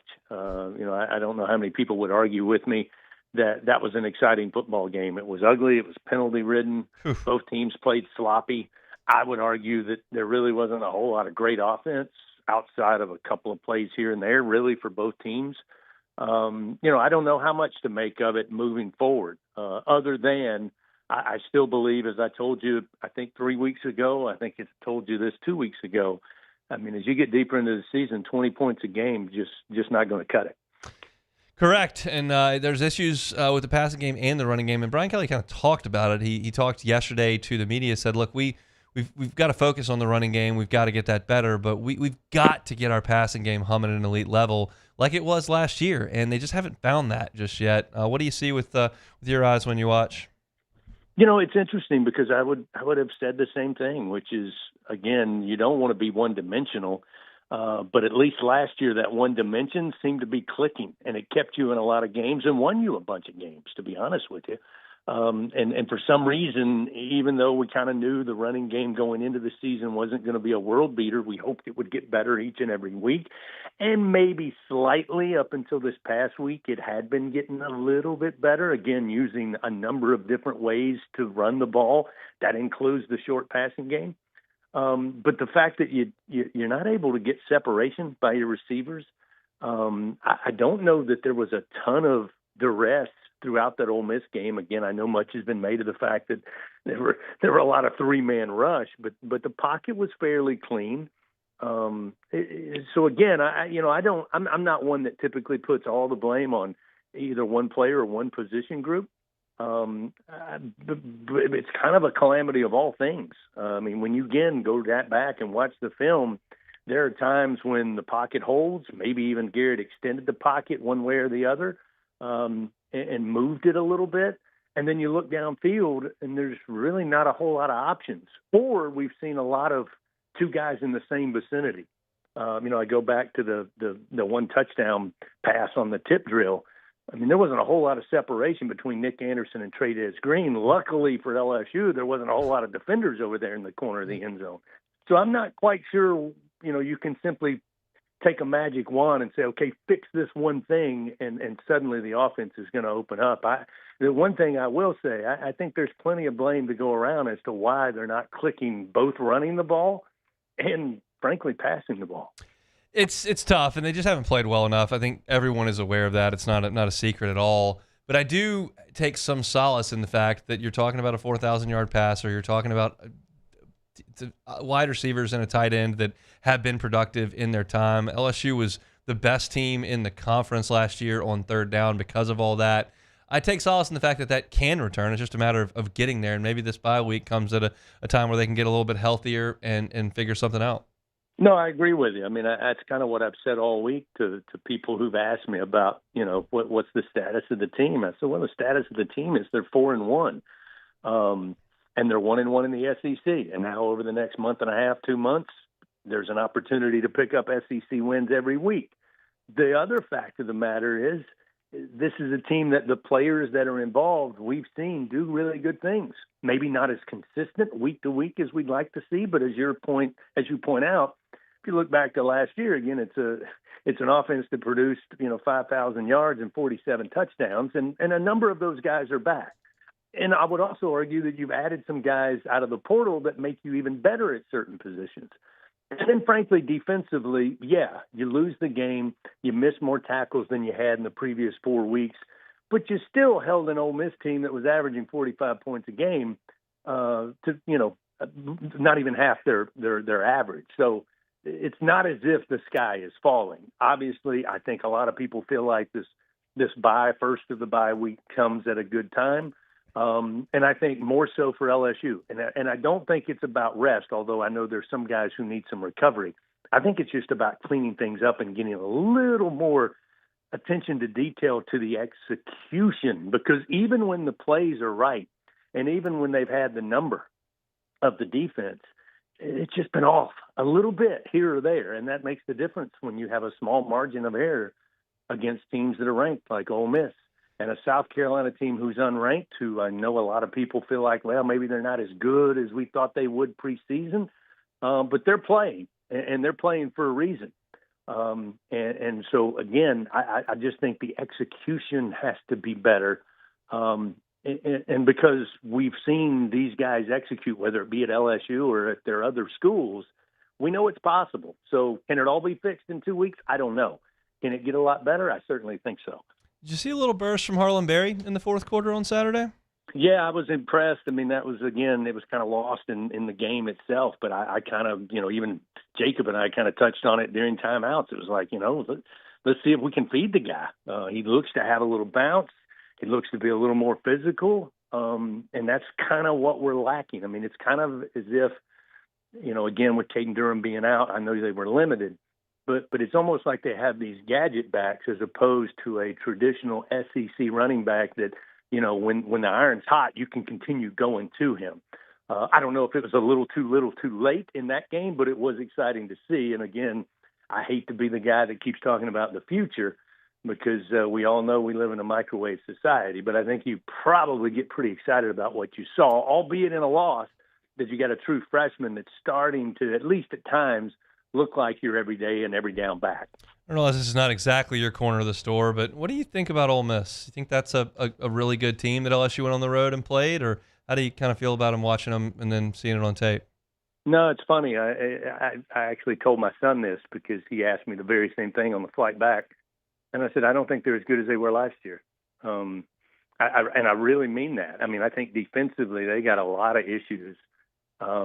And it was unfortunate LSU could not make them pay when they had the numbers. I think they're going to struggle as they play better teams too. Again, they can hit plays, but I'm not convinced their running attack is as good as it was a year ago. I know that they're third or fourth in the SEC, but based on the strength of schedule they played so far, I just think they were a better team last year altogether. I think their defense was better. I think they were able to really disrupt things at times with their front seven defensively. I don't see that this year. But again, Lane Kiffin's calling plays, and again, they're going to score points. I just don't know. I think they're going to have to outscore everybody they play. Let me put it that way. We shall see. There in Oxford. I'm assuming week off for the Brian Kelly Show tonight. Back in action next week. Is that right? That's right. We're back next Thursday. All right. Well, we'll talk then. Getting ready for LSU and South Carolina in Tiger Stadium. Have a good weekend, Chris. You got it too. Go Dodgers. That's Chris Blair, voice of the Tigers, noted Dodger fan. They got by the Reds late last night, which I appreciated because it allowed the Cubs to move back to 4 o'clock first pitch, and I can get home for 4 o'clock. Got a jet out of the studio, go get the little guy, and then head home. I should be on the couch for the first pitch of Cubs and Padres this afternoon, and that would not have been possible if the Dodgers had lost last night, because then the Cubs would have played at 2:08 like they had the last couple of days, and that's just quite frankly not very convenient for me. So I'm glad that happened last night. See if the Cubs can get it done. I'm very hopeful. A little nervous. Hadn't been in this situation in a long time, but we'll see. Let's talk Saints. Luke Johnson next. The Hunt Palmer Show. Sagrera Farms Premium Angus Beef, from the top beef in the country, right here, just outside Baton Rouge. Don't believe me? Well, it's fact, because they've got scores for these cows, and you realize that you look at select beef, that's 0 to 3 on the IMF scale. That's intramuscular fat. You talk about the select, which is about 60% of what you see out there. That's somewhere between 3 and 8 on that scale. Prime, which is what you get at the best steakhouses, the best grade of beef prime, that starts at 8 or 9. There are cows on the farm at Sagrera Farms right now, 12, 14, 17, 19. Better than double the standard for prime at Sagrera Farms. So the question is, how quickly can you get there? Because Sean has got some beef there for you. If you want a whole cow, want a side, want a quarter, they can make it happen for you. All you got to do is call them. I'm going to give you a cell phone number at the end of this read. But if you're looking for fillets, ribeyes, ground beef, chuck, skirt, all those to put in those freezer for the fall to come, and you want prime beef that's tender and flavorful, has amazing marbling, Sagrera Farms has got that for you. Give Sean a call. Of course, it's 225-719-1723. 719-1723. Get your hands on some of that beef. It's Sagrera Farms Premium Angus Beef. These ice cubes could have been a thankless bed for an all-you-can-eat salad bar. But instead, They cradle and cool. They're crisp, refreshing Dos Equis. Nicely done, Ice Cubes. When it comes to pipe fabrication, time is money. And at River Parish Contractors, we make every second count. Our 36,000 square foot shop is ready to take on your projects right now. With experienced welders, precise fittings, and fast turnarounds you can trust. Whether it's a single custom spool or a full-scale run, we have the capacity and the skill to keep your job on schedule. Call us or visit rpcontractors.com for your quote. That's rpcontractors.com.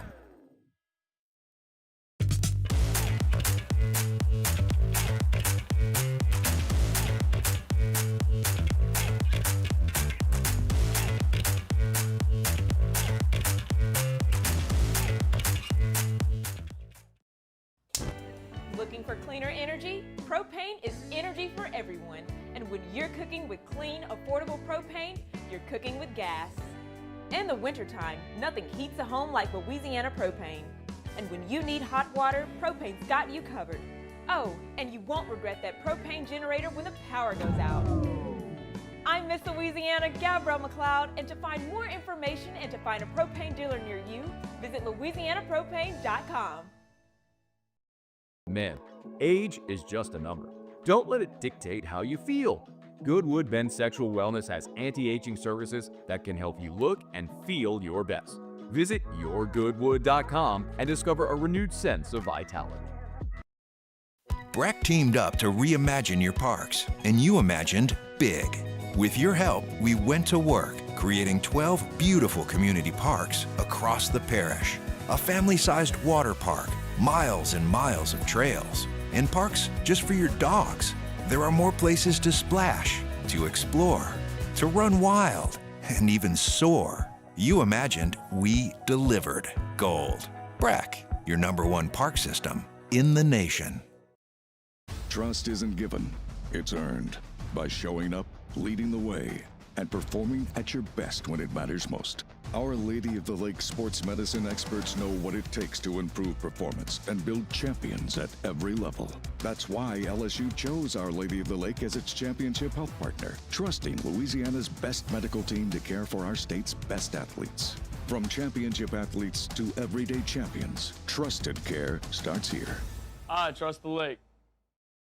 Hi, this is Beth Serena. Welcome to my pool.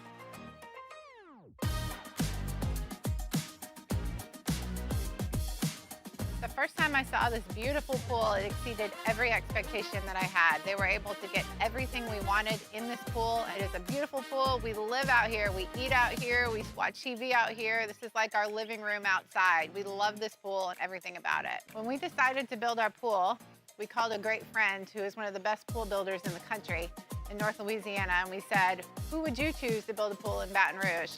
And without a hesitation, he told us Russell Pools. He said their history, tradition of great builds, great pools was unmatched. So of course, who did we call? Russell Pools. The advice I would give to anyone looking to build a pool is first call Russell Pools. They'll do an incredible job. It'll be incredibly organized. It'll be time efficient, and you will have your pool in no time.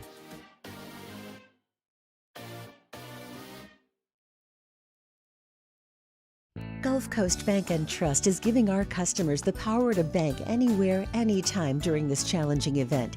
And we're right there with you. Our mobile bank. You're listening to The Hunt Palmer Show, brought to you by Sagrera Farms.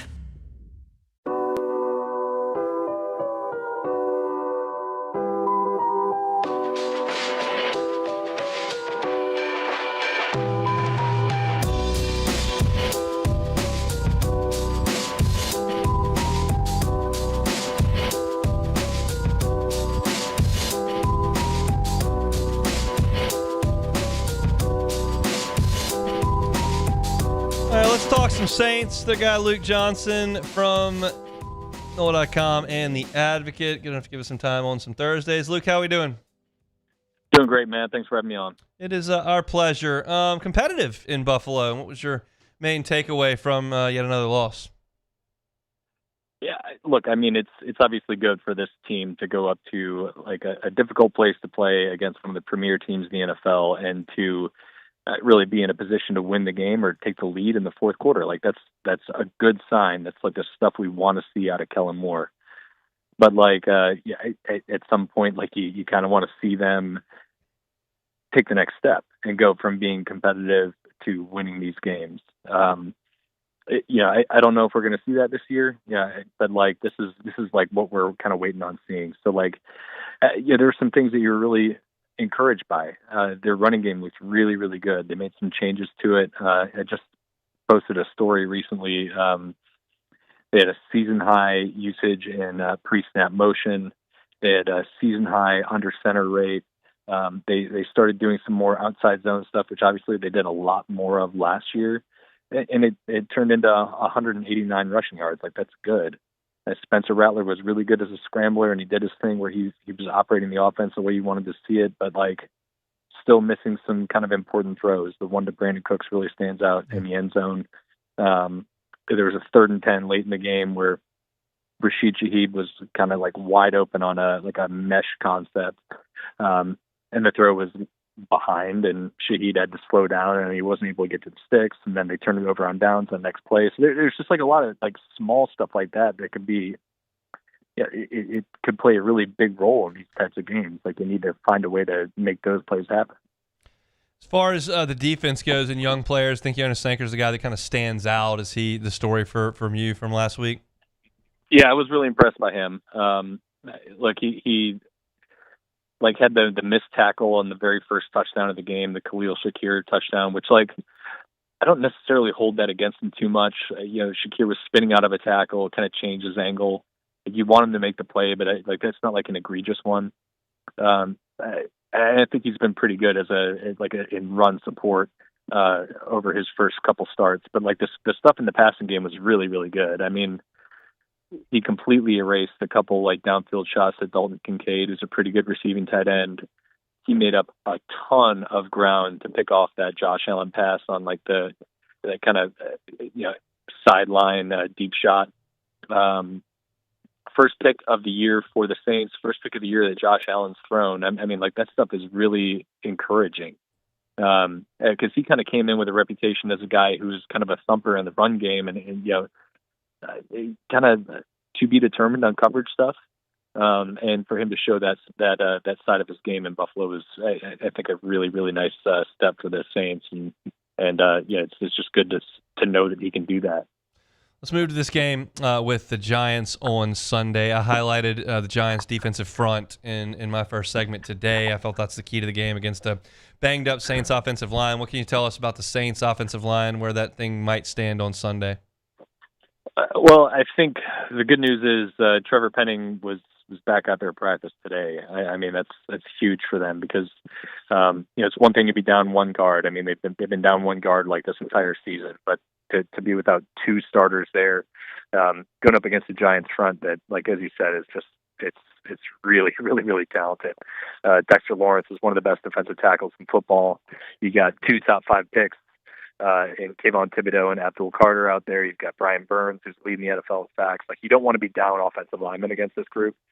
But at the same time, you got to see what Tali Fuaga and Kelvin Banks can do in this type of game. I think Fuaga's still not at 100%. He's still just kind of not playing at the level we expect out of him. Kelvin Banks has been really good, but this is going to be one of his biggest tests of the season. So I think that you're spot on that. That's the key to this game. But as good as those guys are, the Giants have really not had a very good start to the season defensively. They're giving up 6.1 yards per carry. It's the second worst mark in the NFL. I think they got the number 29 total defense, number 23 scoring defense. They're gettable, but they also are just coming off a week where they pressured Justin Herbert on 50% of his dropbacks and forced him into the worst game of his season. So I think we're just going to have to wait and see how that looks on Sunday. Did you feel like a heavy workload day for Alvin Kamara and for Kendre Miller? I mean, I think it should be. As long as they're in something close to a neutral or positive game script. I mean, when you look at their 2 best offensive performances of the season, it was Buffalo and San Francisco, and those are 2 games where they got the running game going.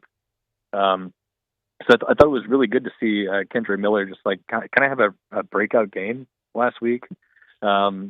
that should be their formula. Like they should be trying to get, have Alvin get 60% of the touches and have Kendra get 35, something like that, and then the rest goes to whoever else is part of the run game, whether it's the jet sweeps to Shaheed or Spencer Rattler on scrambles. But like they should be like that should kind of be where they're at. And those two I think complement each other really well. I think the strength of this offensive line is its run blocking. So as long as they can avoid getting into a big hole against the Giants, which you should expect them to avoid that, then yeah, I totally expect a big heavy workload for those guys. Is there a lot on the line for Spencer Rattler the next 3 days, the next 2 weeks? I mean, I think so. I think he's played well enough right now where you haven't had a whole lot of questions about Tyler Shuck and whether it's time to turn to him. But we're kind of getting to that point. Yeah. These first 4 games of the year, they were against really good opponents. Yeah, all games you can kind of chalk up as if the Saints win that, it's a surprise. It's changing now. Like the Saints are favored for the first time all season. If you can't get it done in this sort of scenario, I think the questions are going to start to get louder, and maybe the Saints might make a change. He's played pretty well, but the fact of the matter is that they are 0-4, and they have a second-round quarterback. They might be in the quarterback market next year. They have to see at some point this season what Tyler Shuck can do. It really just feels like a matter of time unless Spencer really takes his game to another level and makes it a question that they just can't. They can't bring themselves to put him in the lineup, if that makes any sense. But I think they got to be getting close to that point, though.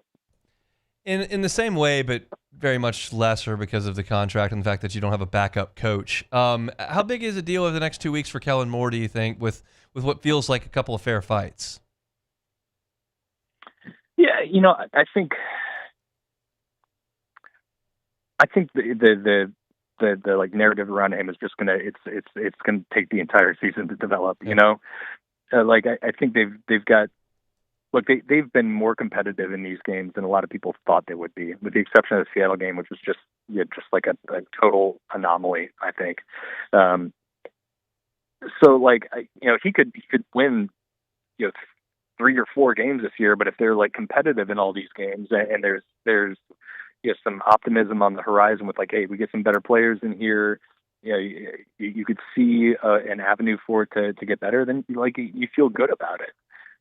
Dan Campbell, I think had a terrible first year, but they were really competitive. You could see the building blocks and how that could end up turning out.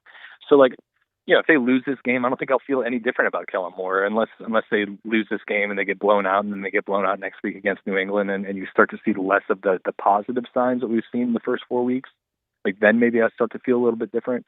But I think as long as they show that they've got a competent coaching staff who's getting the most out of its players and getting these guys to play hard, even though they are not on track for a winning season right now, I think that's all we need to see out of Kellen Moore this year. And you see what he can do after you get a chance to really build out the roster and his vision. You can check out his work at by Luke Johnson, NOLA.com, and The Advocate. He's with us every single Thursday. He is Luke Johnson. Thanks, man. My pleasure, man. See you. Sure will. Luke will be in the Dome on Sunday, Saints and Giants, noon, in a game that earlier this show I picked the Saints to win. We'll see if they can get it done against Jackson Dart and this Giants offense. All right, we will take one more time out, come back, and close it out. It's the Hunt Palmer Show. The Hunt Palmer Show. Genesis of Baton Rouge. GenesisofBatonRouge.com is the website. Every car that's on the lot is online at GenesisofBatonRouge.com. Do you hate going to get your oil changed? Do you hate dealing with having to be charged this for maintenance here, and then they want to see your air filter here, and that just gets annoying, right? You don't want to have to deal with that stuff. Well, you don't if you buy a new Genesis. You purchase it, and then for the next 3 years, they come get your car, bring it to Genesis of Baton Rouge. They handle all your maintenance, complimentary, valet. They drive the car back to you. You get on your way. And oh, by the way, while they're taking care of all that, they give you a loaner so you don't miss a beat. It's just about convenience. It's a luxury brand at a reasonable price. Get behind the wheel. You'll see the difference. Most of you have not been behind the wheel of a Genesis car. That's just the odds talking. Change that next time you're in the market. Maybe that's this month, maybe it's next month, maybe it's next year. But when you're in the market for a new vehicle, if you're thinking about a luxury brand of vehicles, think Genesis and go by and see them. You'll be impressed with the facility, the staff, the line of vehicles, and then once you make that purchase, everything that comes with it, from America's Best warranty to those perks that I just laid out earlier. It's Genesis Baton Rouge. You can find them on airline at PICU, or you can check out the entire inventory online at genesisbatonrouge.com. genesisofbatonrouge.com. Flight by Yingling is raising the bar by crafting the next generation of light beer. With only 2.6 carbs and 95 calories, this is premium refreshment 6 generations in the making. Flight by Yingling. Raise the bar. Parish Construction and Roofing. This is Coach Kim Mulkey. Go to parishbuilt.com for all of your roofing needs. From your hometown, parishbuilt.com. My father, J.B. Falgu, had a vision of growth for First American Bank and the communities we serve. The bank's foundation was built on his legacy of compassion, loyalty, and dedication. Through his years of leadership, First American has prospered to heights even J.B. could not have imagined. I know my father would be extremely proud of the customer service and financial stability that First American provides to Southeast Louisiana. We continue to thrive because of the legacy of J.B. Falgu.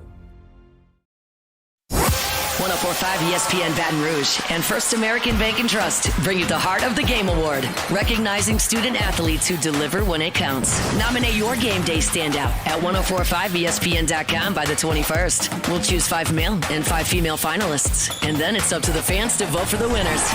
Each winner gets a $250 gift card, a custom award, and the spotlight they've earned. Presented by First American Bank and Trust, a banking tradition since 1910. These are the luckiest ice cubes in the world. They could have been a thankless bed for an all-you-can-eat salad bar. But instead, they've been called upon to cradle and cool a crisp, refreshing Dos Equis. Looks like the lucky just got luckier. Dos Equis. Men, age is just a number. Don't let it dictate how you feel. Goodwood Men's Sexual Wellness has anti-aging services that can help you look and feel your best. Visit yourgoodwood.com and discover a renewed sense of vitality. At Ochsner, we know healing is a team sport. That's why we've partnered with world-renowned orthopedic surgeon Dr. James Andrews to create the Ochsner Andrews Orthopedics and Sports Medicine Institute. Whether you're a professional athlete or a weekend warrior, our team of specialists are dedicated to getting you back in the game. So whatever your reasons are for reaching your personal best, we've only got one: you. Ochsner Andrews Institute. Long live you. Family owned and community driven. Service Chevrolet Cadillac, a legacy you can trust since 1972.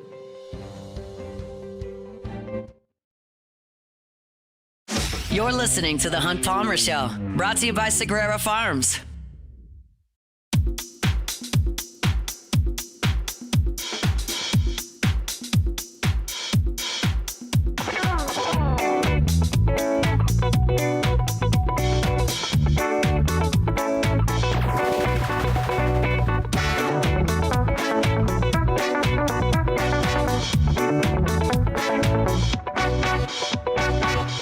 .1045 ESPN Baton Rouge and First American Bank and Trust bring you the monthly Heart of the Game Award, recognizing students who deliver when it counts. Nominate your game day standout at 1045ESPN.com. We'll choose 5 male and 5 female finalists, and then it's up to the fans to vote for the winners. Each winner gets a $250 gift card, a custom award, and the spotlight they've earned. Presented by First American Bank and Trust, a banking tradition since 1910.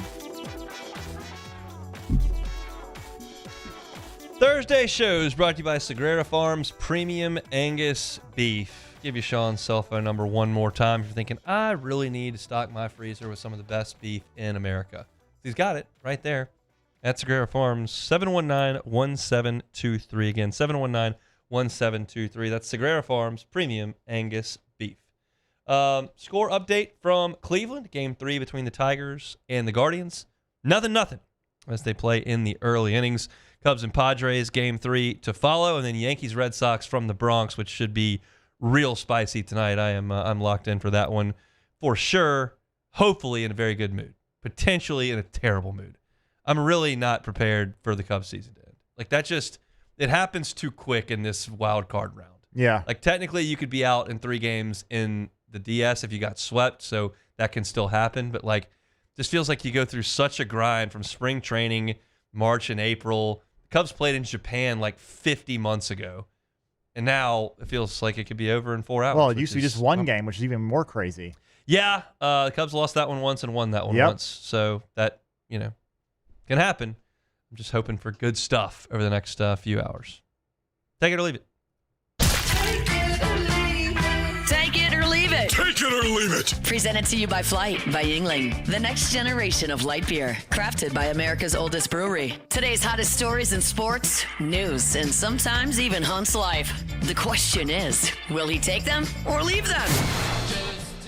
You're looking for a cold beer to watch in playoff baseball or celebrate a win or drown your sorrows. Either way, Flight by Yingling can make that happen for you. They got the slim cans here, also got bottles available. It is the next generation of light beer. If you're a light beer drinker and you haven't tried Flight by Yingling, I just highly, highly recommend you give it a shot. It's right there on the next shelf over from what you usually pick up. It's the next generation of light beer. 95 calories, 2.6 carbs, all the flavor you're looking for. Flight by Yingling, the next generation of light beer.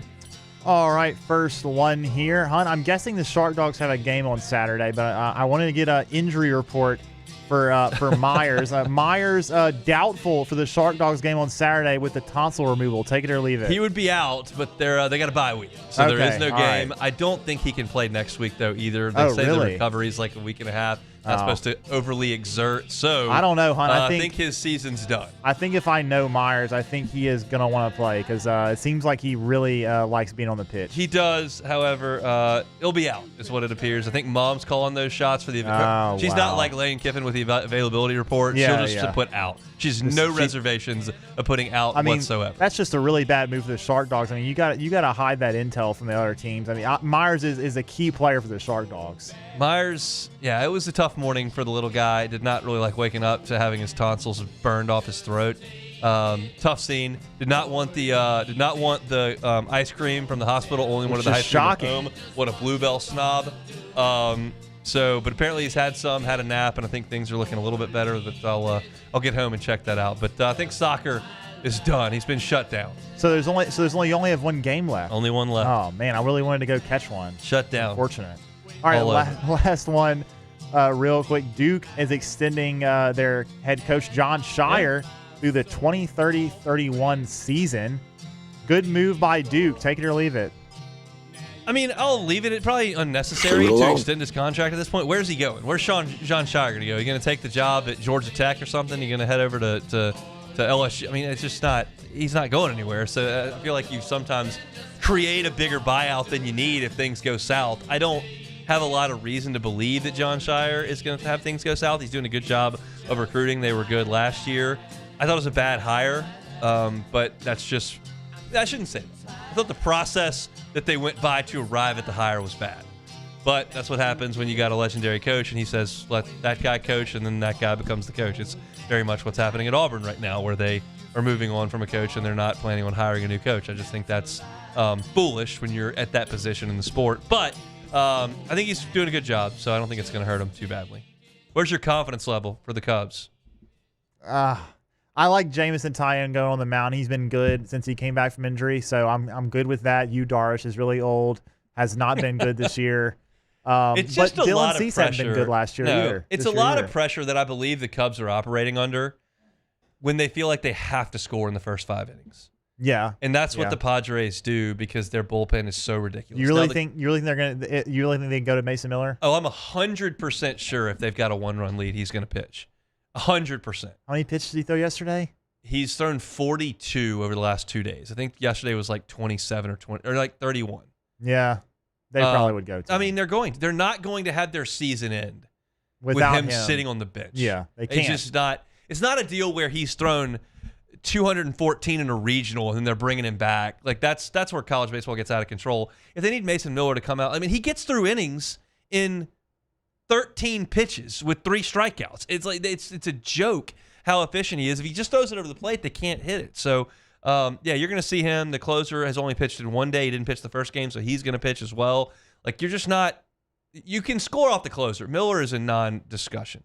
The question is, can they score 3 runs off Yu Darvish before Schultz goes to the bullpen? Well, or can they get to the bullpen they need in to like do the it. third inning? That's what they so need they to have do. to pitch all these innings. I was going to say, if they can get him out of there fast and get him before the 4th or 5th, and then they have a chance, I think. Cubs bullpen is in pretty good shape. Keller can give you a lot.